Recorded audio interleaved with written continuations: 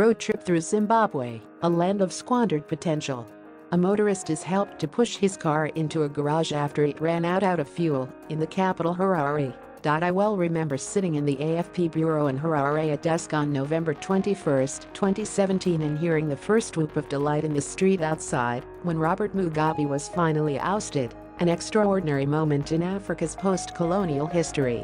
Recently, I was back in Zimbabwe to take a 1,000 kilometers road trip, traveling from the capital Harare across the agricultural heartland to the second city of Bulawayo and then south, down to the land border at Beitbridge into South Africa.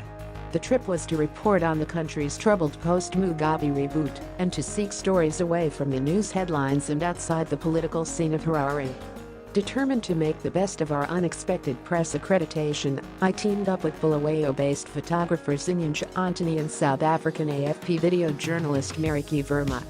We hired a white VW pickup at Harare Airport, collected our media cards, and hit the road heading southwest towards Bulawayo. Not far outside Harare, the effect of Zimbabwe's land seizures under Mugabe nearly 20 years ago was clearly evident. Passengers buy tickets at the main station for a commuter train to Caltray Park and surrounding townships on January 28, 2019, in Bulawayo, Zimbabwe.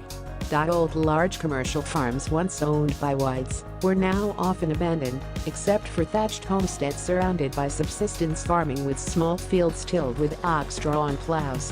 The road is Zimbabwe's major highway and in good condition, but traffic was scarce due to the chronic petrol shortage and a sudden rise in government-set fuel prices that sparked the latest bout of violent protests. With almost every gas station out of fuel, how we would fill up had been a major concern, but our full tank of diesel would easily get us to Bulawayo and we could refuel there.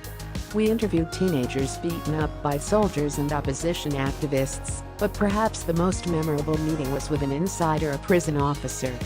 He walked over and sat in the back of our car, declining to give his name, and describing how civilians picked up by the authorities were being mistreated.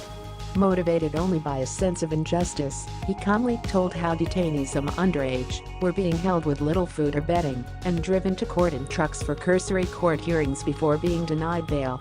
Of all our conversations in Zimbabwe, it is the quiet voice of a prison officer that sticks with me, one brave man who just wanted the chance to speak out.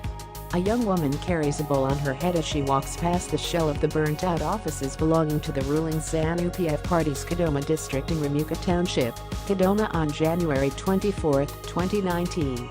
Then back on the road, through Gweru, in the middle of Zimbabwe, where the once Grand Midlands Hotel still dominates the city center, but is now crumbling and barely open. Roadblocks that we thought could be a major obstacle proved to be no problem as bored soldiers from the notorious 5th Brigade stood back and waved vehicles through. One of the daily complexities of life in Zimbabwe, where the US dollar is the main currency, is the multiple, parallel exchange rates that many people keep running constantly in their heads. In a fancy Harare restaurant, before we set off, I managed to pay $23 for a vegetarian burger. Instead, I could have crossed the street to the ubiquitous money dealers and spent about $7 buying 23 local bond note dollars and paid with them. It is illegal but universal, and one symptom of the country's decades-long economic meltdown.